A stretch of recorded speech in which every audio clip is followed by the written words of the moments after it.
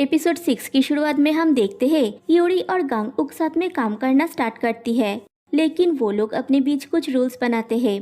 Number 1, जो भी जानकारी मिले उसे एक दूसरे से शेयर करेंगे और जब भी कहीं जाना हो दोनों साथ में जाएंगे। नंबर 2, साथ चलते वक्त वो लोग हमेशा थोड़ा फासला रखेंगे।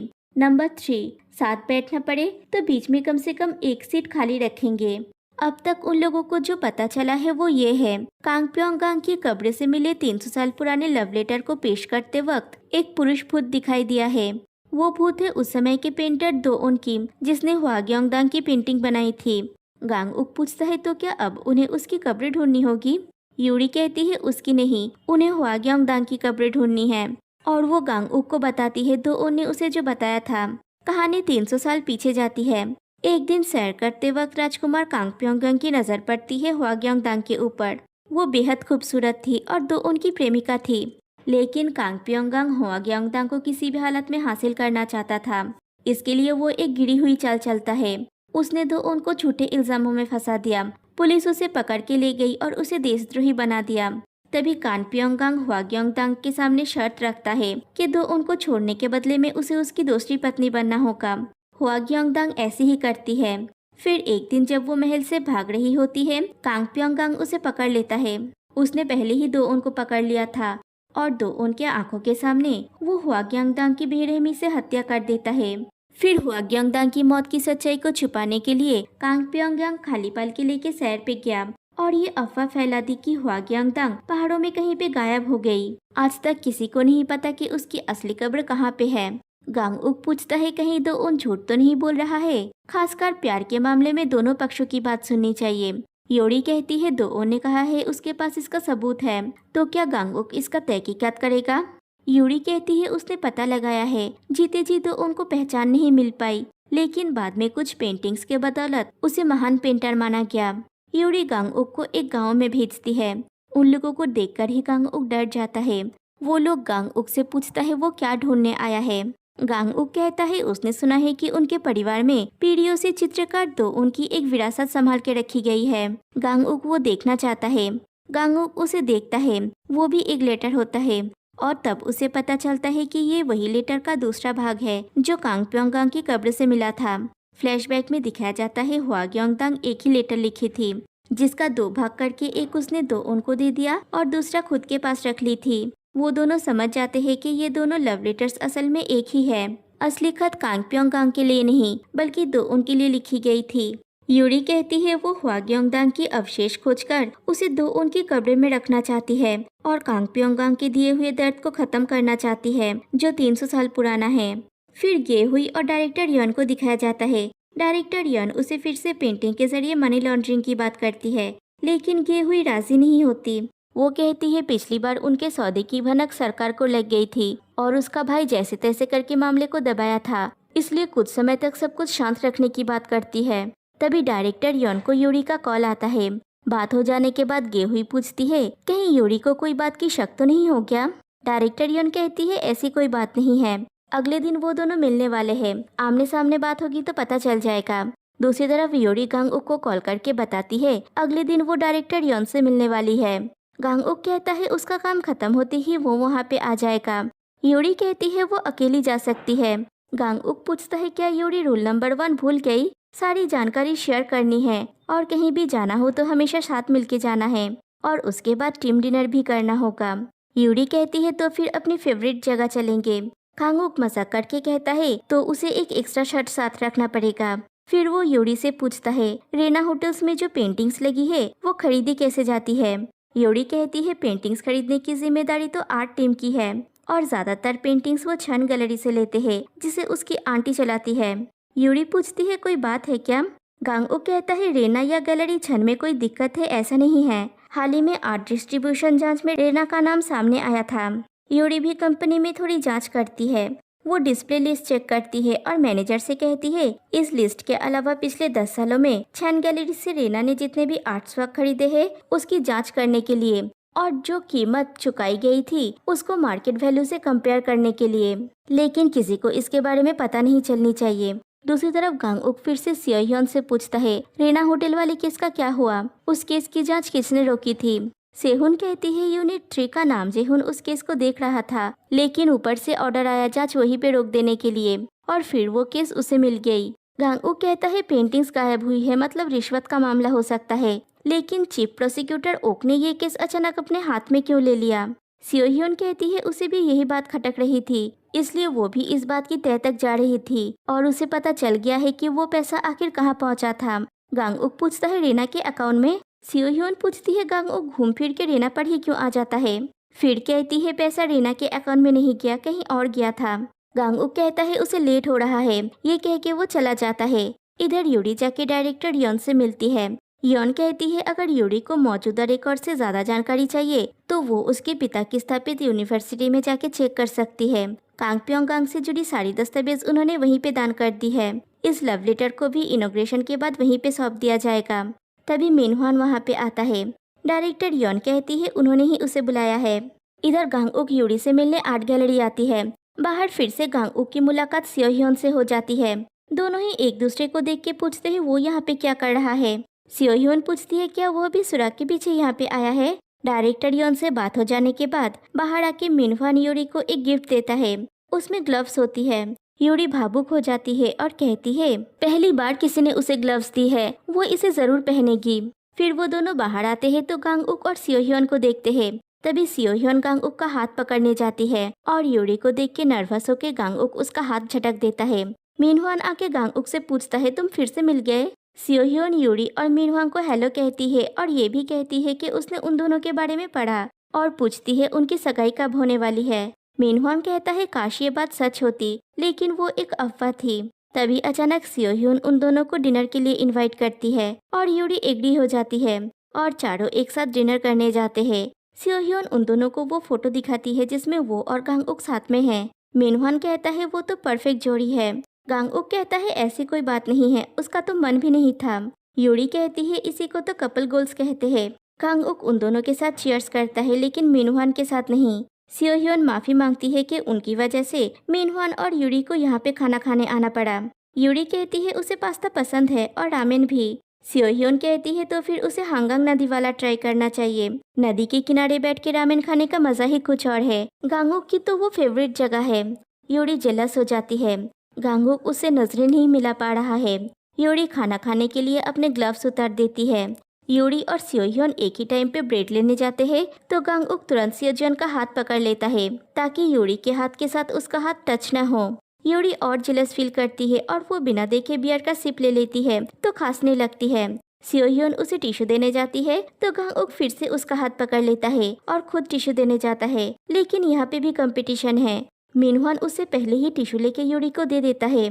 सियोह्योन तो सातवें आसमान में होती है कि गांगुक ने उसका हाथ पकड़ा। मिनहुआन भी गांगुक को ये कह के चिढ़ाता है कि वो उसकी सोच से कहीं ज्यादा रोमांटिक निकला। जिस तरह से वो सियोह्योन का हर बात पे हाथ पकड़ लेता है वो तो दीवाना हुए जा रहा है। अब उन लोगों को क्या पता कि गांगुक ने किस लिए हाथ पकड़ा है। यूरी भी कहती है कि वो उसका कितना ख्याल रखता है। फिर डिनर हो जाने के बाद गांगुक कहता है उसे कुछ काम है, ये कह के वो चला जाता है। सियोह्योन भी चली जाती है। मिनहुआन यूरी से कहता है वो उसे घर छोड़ देगा, लेकिन यूरी कहती है उसे थोड़ी देर टहलने का मन कर रहा है और मिनहुआन को चले जाने के लिए कहता है। फिर मिनहुआन चले जाने के बाद यूरी पैदल चल रही होती है। तभी उसे गांगुक मिल जाता है। वो आके यूरी से केस के बारे में पूछता है कि डायरेक्टर यन ने क्या कहा, लेकिन यूरी बहुत गुस्से में होती है। जेलसी उसके फेस के ऊपर साफ दिखाई दे रही है। गांगुक कहता है उसका पूरा ध्यान तो यूरी पे ही था। फिर पूछता है क्या उसे सियोह्योन से, लेकिन उसकी बात खत्म होने से पहले ही यूरी कहती है ऐसी कोई बात नहीं है। गांगुक पूछता है उसे कैसे पता गांगुक क्या पूछने वाला था। तभी गांगुक एक बाइक को आते हुए देखता है तो वो यूरी को अपनी तरफ खींच लेता है। यूरी उसके ऊपर जाके गिरती है और दोनों के लिप्स एक दूसरे से टच हो जाती है। फिर यूरी हट जाती है और पूछती है उसने गांगुक को छुआ तो नहीं ना। गांगुक थोड़ा सोचता है और फिर कहता है बिल्कुल नहीं छुआ। गांगुक पूछता है उसके एक्सीडेंट के बाद क्या ऐसा पहले कभी हुआ है। यूरी कहती है ऐसा ये पहली बार हुआ है। जहाँ तक उसे पता है भूत तभी दिखते हैं जब हाथों से छुआ था। गांगुक कहता है तो फिर डरने की कोई बात नहीं है, अगर दिखे भी तो वो संभाल लेगा। यूरी कहती है वो लोग 24 घंटे देखेंगे, अगर उस टाइम तक गांगुक को भूत ना दिखे तो वो एकदम ठीक है, लेकिन अगर उसे भूत दिखे तो यूरी को तुरंत कॉल करने के लिए कहती है। ये कह के यूरी चली जाती है। यूरी घर जाके भी बेचैन होती है, कहीं गांग-उक को फिर से भूत तो नहीं दिखेंगे। तभी उसे गांग-उक का कॉल आता है। यूरी तुरंत पूछती है उसे भूत दिखा क्या? गांग-उक कहता है नहीं। यूरी को रिलीफ फील होता है। फिर कॉल कट करने के बाद गांग-उक डर डर के घर में घुसता है। वो सोफे पे बैठता है तो टीवी ऑन हो जाती है। पहले गांग-उक डर जाता है, लेकिन फिर वो देखता है वो रिमोट के ऊपर बैठ गया था। वो टीवी ऑफ करता है और तभी उसे यूरी का कॉल आता है। यूरी फिर से पूछती है उसे भूत नहीं दिख रहा है ना? गांग-उक कहता है अभी तक तो नहीं दिखाई दे रहा है। यूरी कहती है ऐसे नहीं चलेगा, हमेशा की तरह वो अकेले इस केस को संभाल लेगी। लेकिन गांग-उक राजी नहीं होता। वो यूरी को फिक्र करने से मना करता है और कहता है ये 300 साल पुराना केस यूरी अकेले नहीं संभाल पाएगी। गांग-उक साथ रहेगा तो आसानी होगी। और आखिर में यूरी मान जाती है। फिर कॉल कट करने के बाद दोनों को ही उस पल की याद आती है। दोनों के फेस पे ही स्माइल होती है और वे खुशी खुशी सो जाते हैं। नेक्स्ट डे मॉर्निंग भी गांग-उक को कोई भूत नहीं दिखते और वो ये बात टेक्स्ट करके यूरी को बोल देता है। यूरी को रिलीफ फील होती है। वो अपने दादी के घर पे उनसे मिलने गई है। यूरी पूछती है उनका चेहरा इतना उतरा हुआ क्यों लग रहा है, क्या उनकी तबीयत खराब है? उसकी दादी कहती है उनकी उम्र में थोड़ी प्रॉब्लम होना आम बात है। यूरी कहती है अब से वो उन्हें रोज कॉल करेगी। उसकी दादी कहती है ठीक है, लेकिन अगर वो मिलने आएगी तो उन्हें ज्यादा अच्छा लगेगा। दूसरी तरफ मिनहुआन गांग-उक के बारे में इन्वेस्टिगेट करता है तो उसे पता लगता है कि 12 साल पहले उसका हार्ट ट्रांसप्लांट हुआ था, लेकिन डोनर की पहचान गुप्त रखी जाती है तो उसे पता नहीं चल रहा है कि डोनर कौन है। वो अपने आदमी से डोनर का पता लगाने के लिए कहता है। फ्लैशबैक में दिखाया जाता है 12 साल पहले गांग-उक ऑपरेशन थिएटर में होता है। डॉक्टर शॉक देते हैं लेकिन उसकी धड़कन रुक गई है। तभी डोनर का बॉडी आता है जिसका फेस नहीं दिखाया जाता। गांग-उक बस एक पल के लिए उसे देखता है। गांग-उक को वो पल याद आता है।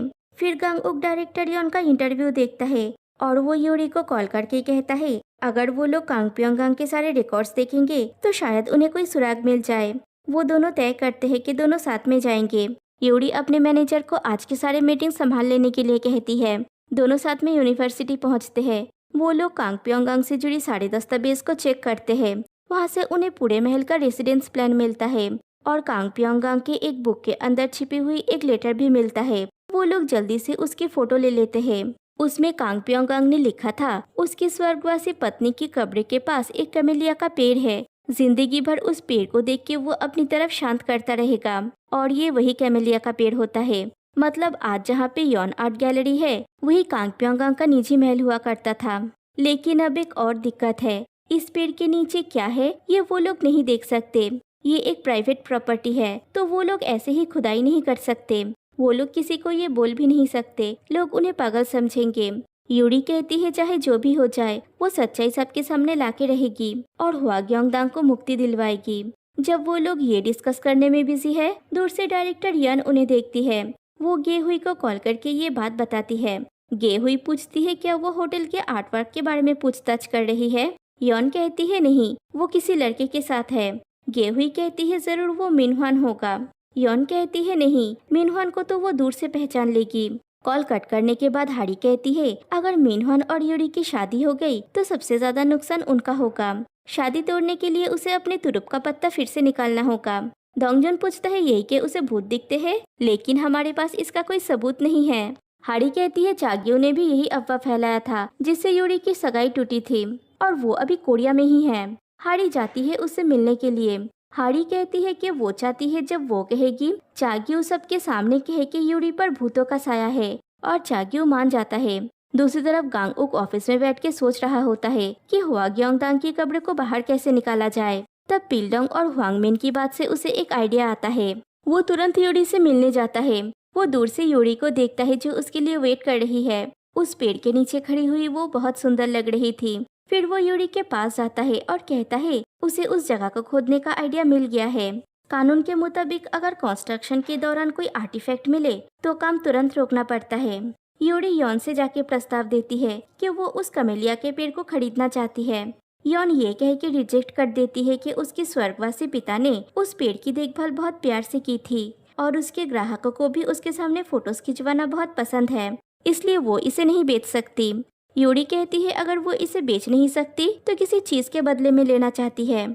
उसके परिवार के पास एक बहुत पुरानी पाइन ट्री है।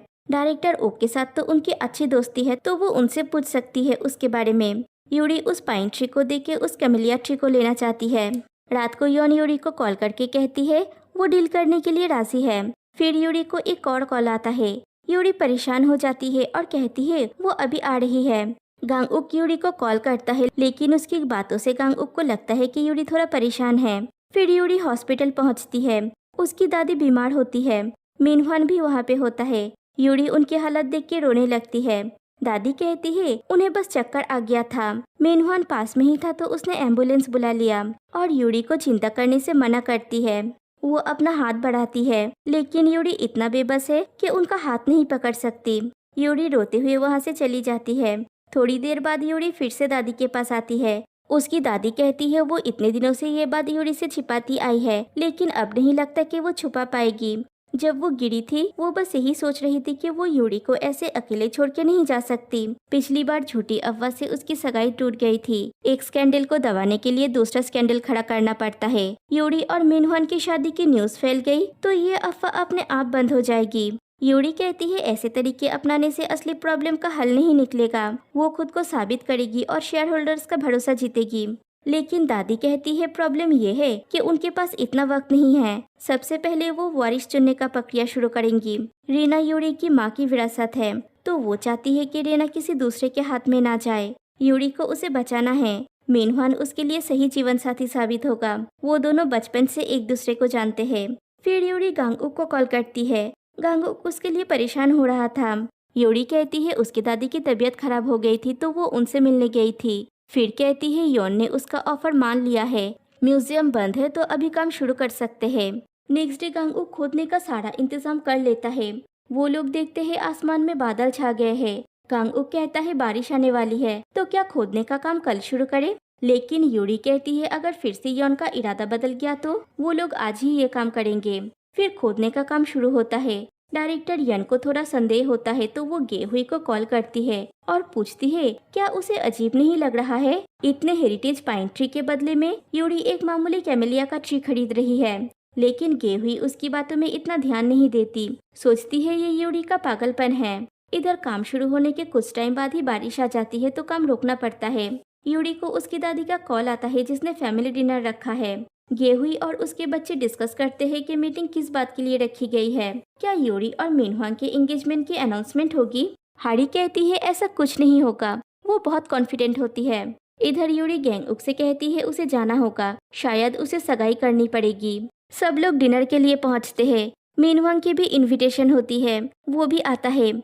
सब लोग आ जाने के बाद दादी कुछ कहने जाती है। तभी यूरी कहती है उसे कुछ कहना है, लेकिन हारी कहती है एक और मेहमान आने वाला है। एक्चुअली उसने चाग्यू को बुलाया है। यूरी की सेक्रेटरी आके कहती है एक और मेहमान आया है। वो पर्सन आता है। हारी बहुत प्राउड होती है कि वो सबके सामने यूरी का पर्दाफाश कर देगी। लेकिन वो पर्सन जब अंदर आता है तो सरप्राइजिंगली वो गांग-उक होता है। हारी का चेहरा उतर जाता है। सब लोग उसे देख के हैरान हो जाते हैं। यूरी उसके पास जाके खड़ी हो जाती है और कहती है प्रोसिक्यूटर मा गांग-उक और वो सगाई करने वाले हैं। सब लोग आसमान से गिरते हैं और यहीं पे एपिसोड 6 एंड हो जाती है। तो गाइस आज के लिए बस इतना ही। आप लोग बताइए ये एपिसोड आपको कैसा लगा। तो फिर मिलते हैं नेक्स्ट वीडियो में, तब तक के लिए बाय बाय।